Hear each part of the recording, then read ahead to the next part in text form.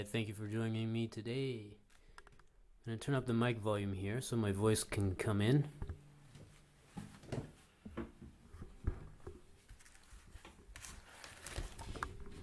If you're having trouble hearing me, please let me know. Do my best here.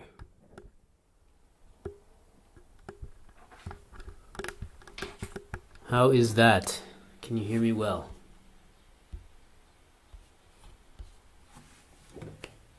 Alright, so let's get on with it.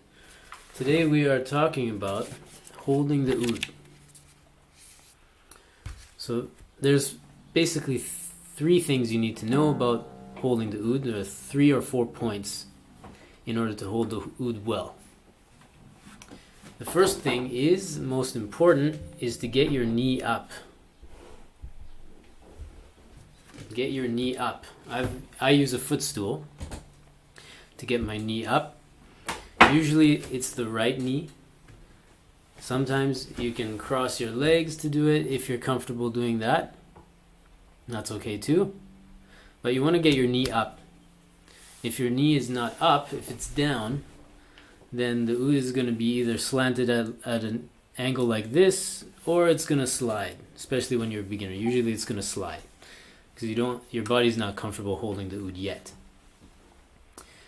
So first thing, get your knee up. The oud sits like this on your knee, and it shouldn't have anywhere to really go. So that's the first point, point number 1. Point number 2, your chest. Your chest gets against the back here. And then your shoulder. That's the third point. And then your forearm. So this wiggle here, this is what you want to see happen. It's kind of like you're getting someone in a headlock. That's how you get the oud in shape here and holding it properly. So it's like a headlock. Your arm comes around and your forearm touches the edge. Touches the edge of the back of the oud. And there's a range that it can touch. You can either touch right directly behind it, or you can touch a bit up here too. The next thing, so once you got those 4 points, you should be able to hold the oud like this, and you don't even need your left hand. Your left hand needs to be free so that it can go all over the place and be able to hit all the notes that it needs to hit. So now let's talk about the left hand. The left hand just comes and has a handshake with the fingerboard here, with the neck. That's very key. You're not supporting the oud with your left hand. The only thing that's happening here to support is your 4-point system: knee, chest, a little bit of the shoulder at the back here, and then your forearm.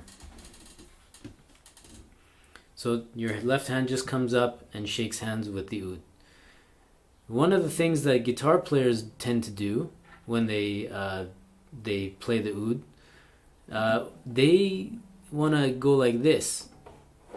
So their thumb is hanging down and their fingers are hanging down. They want to play like this. That works. You can do it. But the traditional way is to your finger here, your index finger is always sliding down the fingerboard with your index finger. That gives a bit more control. Up here, yeah, you have to bend like that. You have to get a loop going in this angle here. But most of the time, you're in this position. Just holding like that. Fingers are free to hit the notes. The next thing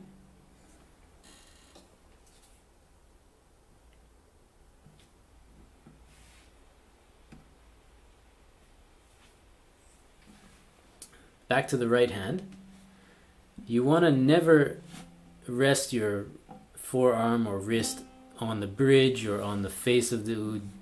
We just don't do that. It's hanging out here. It's hanging out here for it to play. You can straighten out your forearm to play over here. That gives a different tone. Or you can pull it back here to play and get a different tone here. You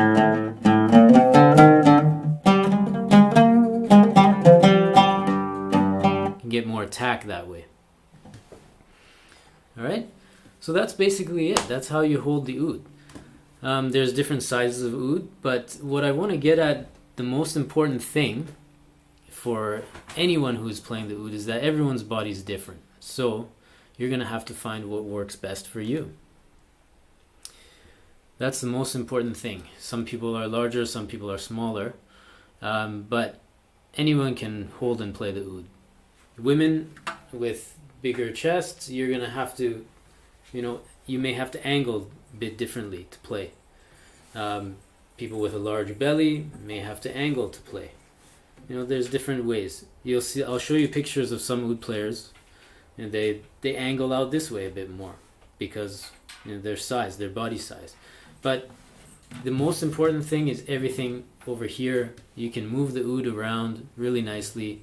That's what's holding the oud. Your knee, your chest, and some of your shoulder and your forearm. That's locking it into position. So yeah, everybody's body is different, so you have to just find what works for you. It can take some time for the body to get used to holding the oud. So now I want to show you some pictures of some other oud players to show you exactly what I mean by that.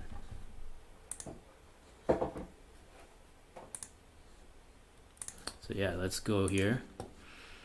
So first I want to show you Ara Dinkjan.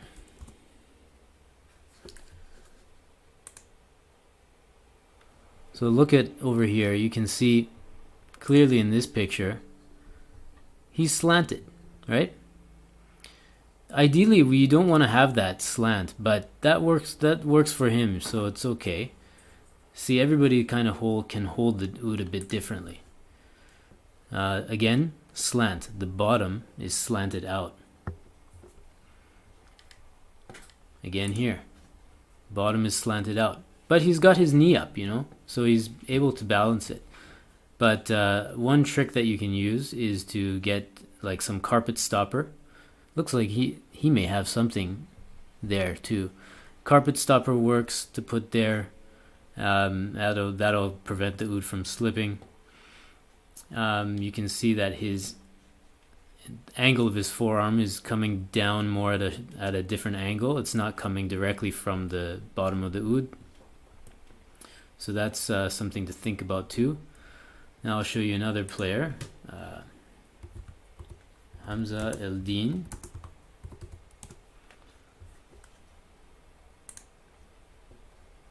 Okay, check out this picture.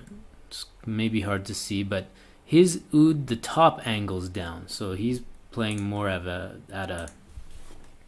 he's holding the oud more like this.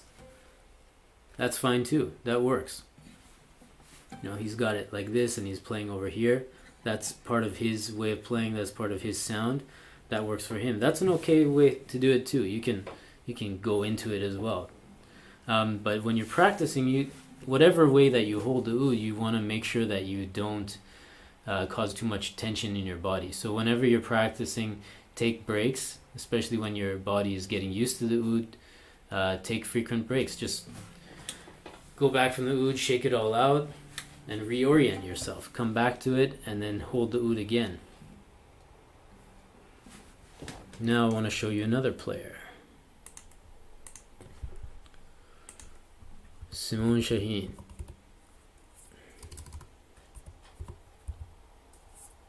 Can't spell today.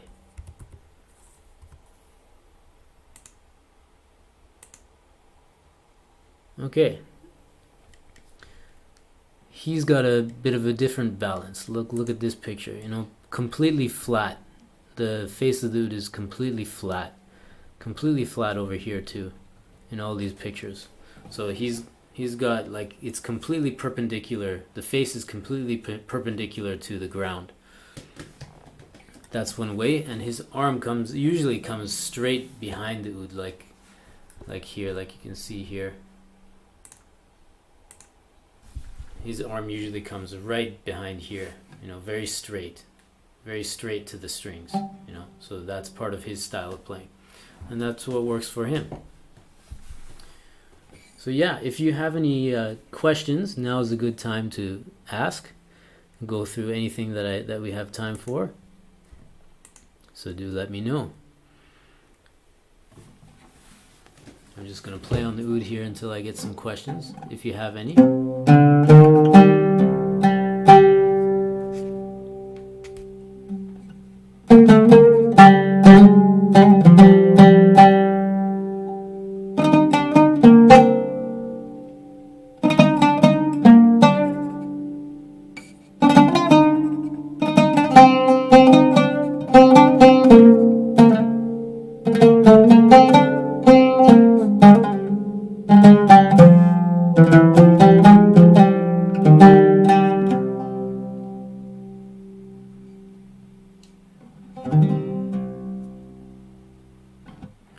So one question, is it absolutely 100% necessary to have a straight back while playing and holding the oud? For example, I do tremolo using my forearm and I find it really hard to not lean over the oud while playing.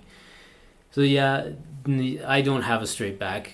My back is usually tilted kind of like this into the oud, you know. I'm usually bending over. I'm usually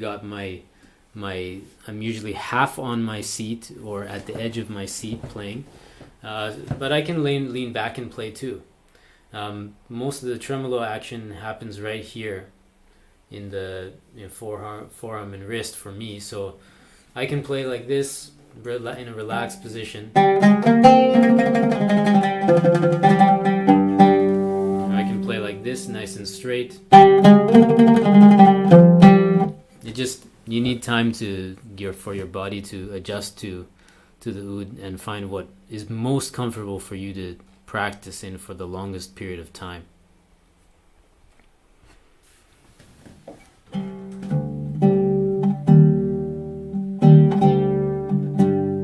So I hope that answers your question.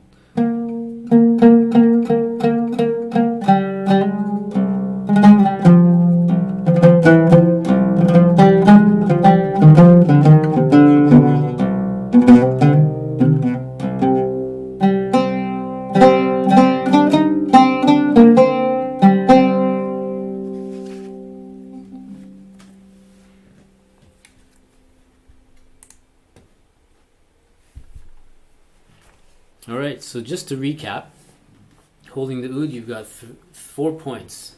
You got get your knee up, get your chest towards it, supporting the back, a little bit of your shoulder up here is against it, and then headlock position.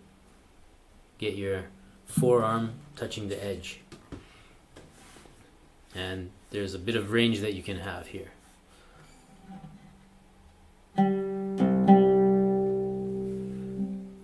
Then left hand, handshake. That's basically it to holding the oud. So a few things I want to mention here is that I've been working on a whole lot of tutorials, new tutorial stuff that are going to be put into the Oud Foundation program. And we're going to be releasing that sometime at the end of the month.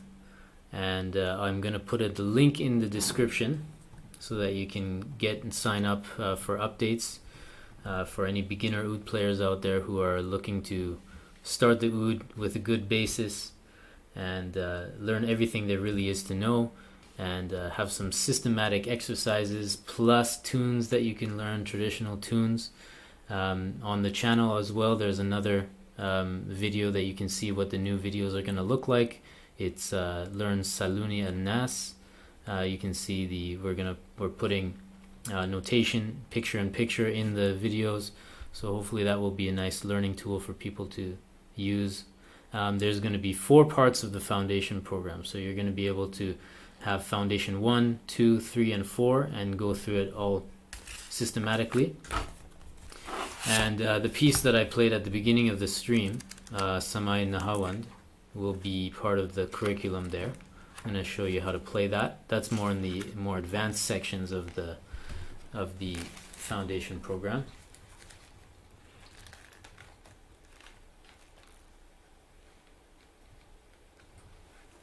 So yeah, if you have any questions about holding the oud or anything else about the oud, starting playing the oud, happy to answer some questions.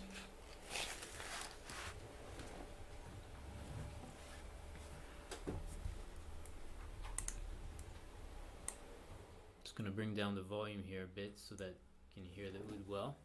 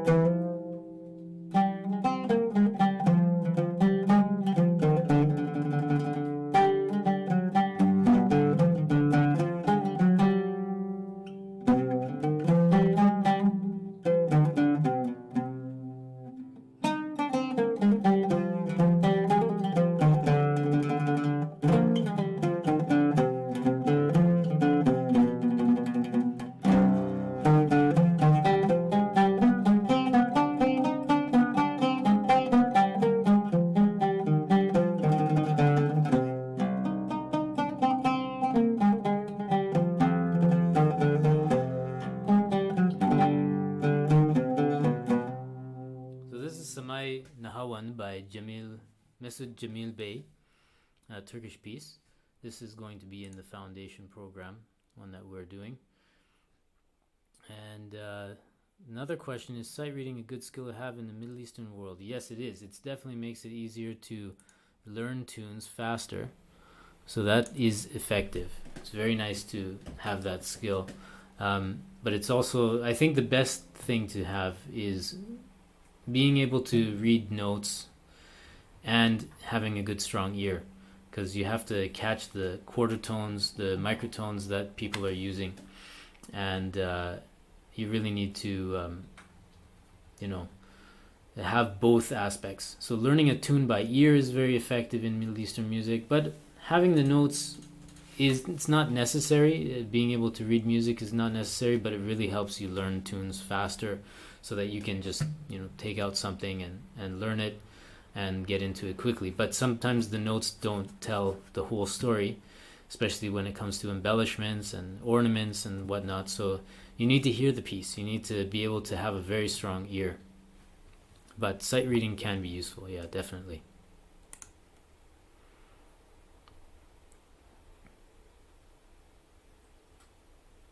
All right, hello to you in Belgium. Belgium. Nice to see you here, Lev. Thanks for the questions. Any other questions about playing the oud, learning the oud? If you're a beginner or if you're more advanced, happy to answer any questions you might have.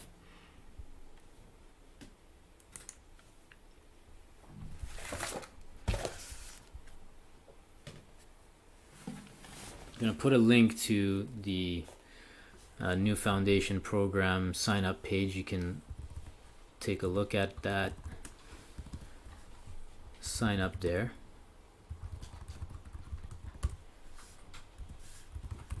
If you want to hear more about it.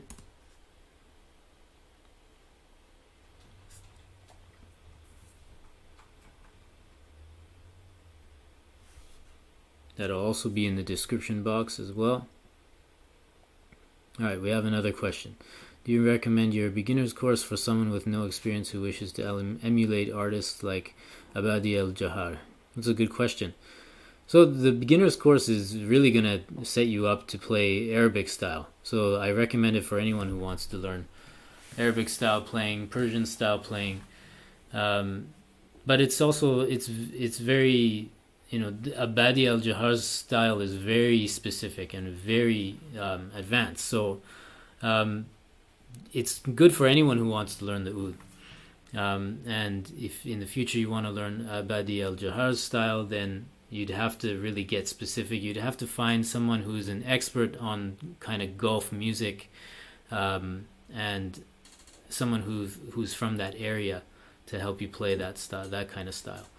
Um, yeah, but as a beginner, anyone who's learning any type of Arabic style can benefit from it and learn anything that you need to learn in order to get to that level to play that kind of music.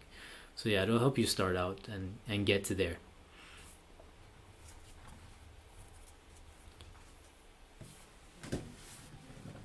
So thank you for that question, Hossein. Very good question. A lot of the repertoire that I put into the foundation program, they are from the, I guess, some of the pieces are from Ottoman origin, like Samai Nahawand. Some are Persian origin, because Persian music uses some rhythms that are very common to both traditions.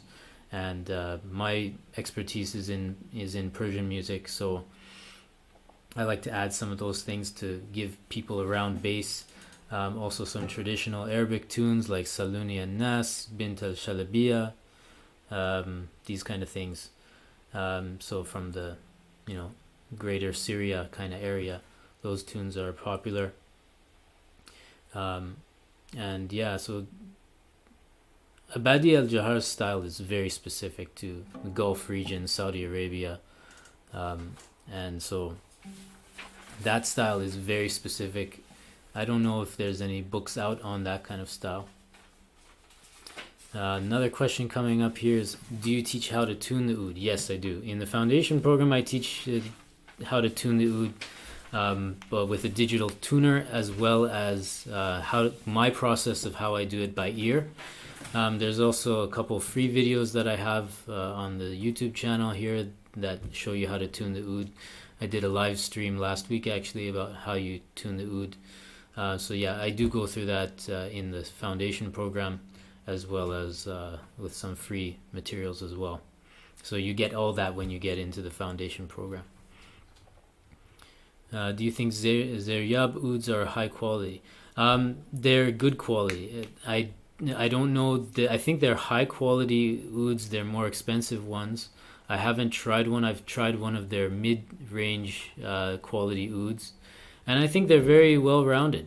I think that's a good place to start from, especially if you're just getting into the oud. I think they're a good place to start. There are higher quality ouds than Zeryab ouds, but I think their quality is pretty consistent, pretty standard. So you can get some high quality out of it, but of course there are higher quality. Sky's the limit when it comes to ouds if you find the right luthier and the right builder. But of course you have to pay for it too. You get what you pay for when it comes to ouds. And if you pay for an oud that's anywhere between $1,000 to $3,000, it's a pretty high quality oud in most cases. But yeah, that's about it for that.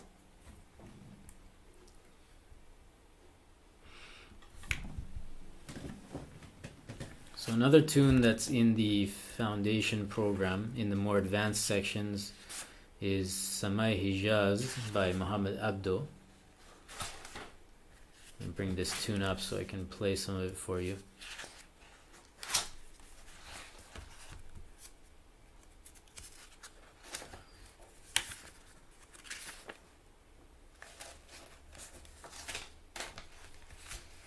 This tune's pretty cool.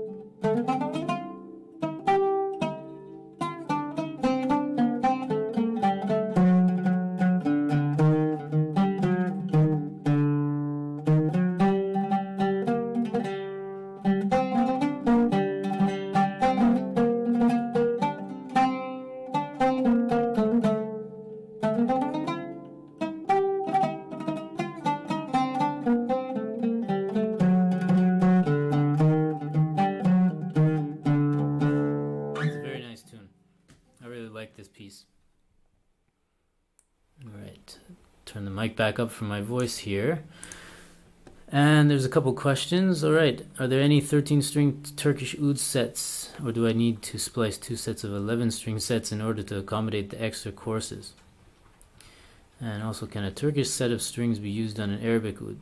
I'll address the first question because the second question because it's a bit easier to answer. I do use Turkish string sets on my oud. This oud is Turkish made and it's 58.5 centimeters string length from nut to the bridge. So I do sometimes use a Turkish set on this oud, even though it's meant for Arabic tuning. And it works fine, but you can also do it on an Arabic oud too, but it may affect, different string lengths may affect the way it sounds. So let's say if your oud is 60 centimeters long from nut to bridge, having a Turkish string set on there, I've never tried it before, so I don't know what it's going to sound like or what the tension's going to be like. But you can try it. Just it might be risky to tune it up to Turkish tuning with on an Arabic oud. I don't know if that's a good idea. I've never tried that myself. I can do it on this oud because it's a shorter length oud. It's a Turkish scale length, so I can tune it up to Turkish tuning. But I don't know about doing it on an Arabic oud. You'd have to really kind of take it easy, take it slow if you want to try tuning it up. It really depends on the string set there and how much weight your oud can handle. So yeah, I don't know about that. 13-string Turkish oud sets. I have no idea. Yeah, I don't know if there's... I've never seen a Turkish oud with 13 courses for 13 strings. Mostly you just see, one bass string, and then you usually have the 11 string sets. So I'm not sure any about that. Thank you for your question. All right, if there's no more questions, I'm going to wrap it up. So again, we'll go over the main points that I wanted to mention today. So the main things: holding the oud, get your knee up, get your chest against it, get your shoulder here, and then your forearm is coming to headlock the back of the oud. And then your left hand just gives the neck a handshake. One point I didn't mention earlier was there should be a little space between your thumb and your palm and the neck. That's very important. You don't want to be, grabbing onto it too much. You want there to be some space there so that your hand can get flexible and move around and hit the notes properly. You need to have some flexibility there, but you gotta make sure to keep your index finger sliding down at the bottom. It's always touching the oud. All right, thanks for your time, guys. Thanks for joining me. And next week we'll do another live stream, hopefully. And thanks for watching. And I'll put the link in the description for the foundation program if you're interested in learning the oud from the ground up. It's meant for beginners. Start right from the basics and get to playing some nice traditional samais and getting your technique up there. All right, thanks for joining me. Talk to you later.